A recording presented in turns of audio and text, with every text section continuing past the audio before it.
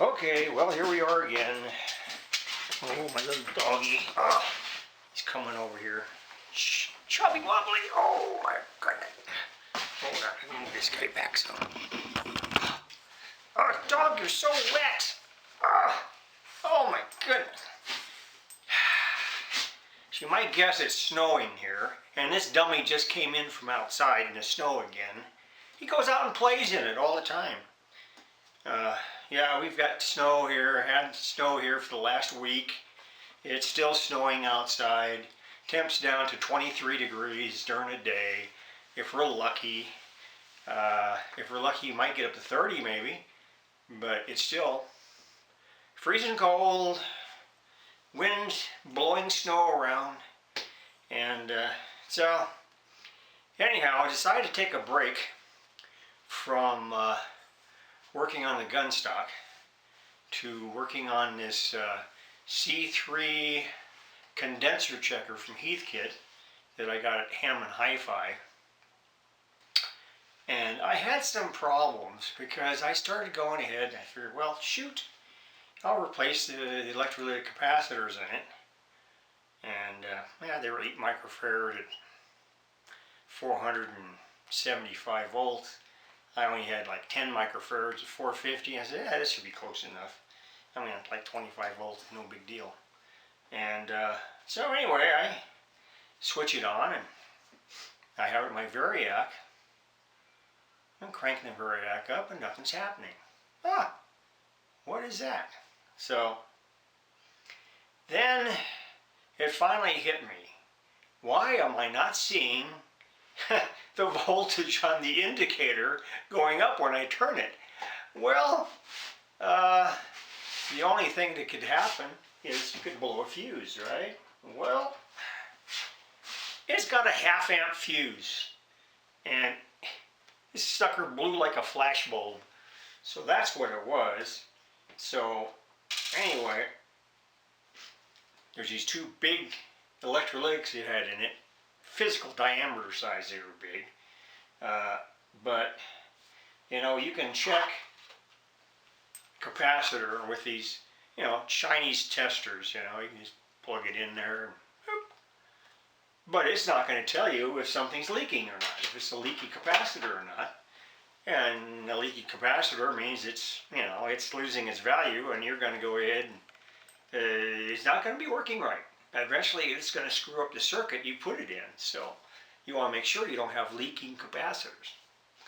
Well, this does that. It'll go ahead and indicate, first it's on the cat-eye tube, it's like closed all the way, and they said, when we set it right, when we set it to the right location on the dial here, if it opens up all the way and stays there, it's not a leaky capacitor. But if it stays all the way down, it's leaking basically. So anyway, so I've only replaced the 2 electrolytics on it. One of the other big wax caps that's in there, it's not leaking or not melting or anything, and it's hooked to the leak switch, the switch that goes from normal to leakage. And it's just a single switch. It's like a momentary switch. So anyway, I'm going to show you what it does. And it's actually still using all the original tubes it had in it. I actually did have another the 1626 tubes it uses in my Arc 5 transmitters I have in the surplus ones.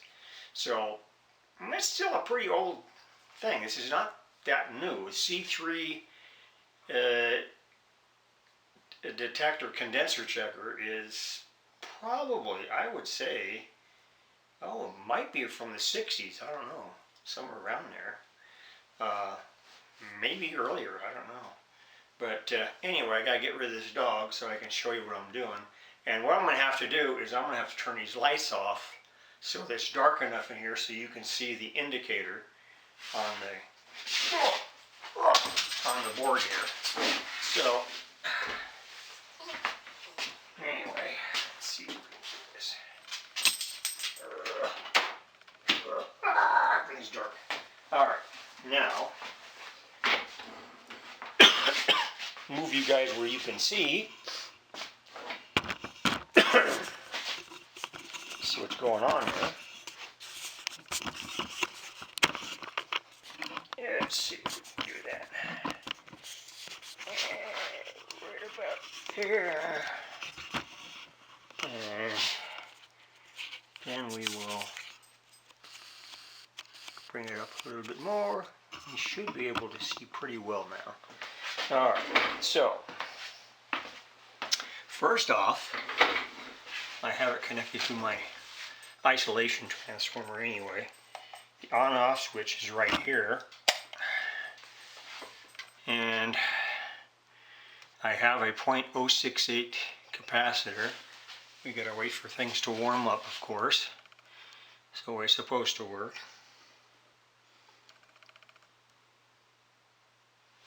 Alright, there's your cat eye tube right there. And wait for that one to change here. Go down. Okay. Let's see, scale is, test that, it's .001 to .3, one more, .001 to .3, okay, that should work. And we should get that. Oh, I have a .068 capacitor in there right now. See how it, see if I can get you closer here. I'll move myself around. But you can see the nice little green light, okay? So, this switch is right on normal right now. And it's closed. But now, watch what happens when I turn the leakage on.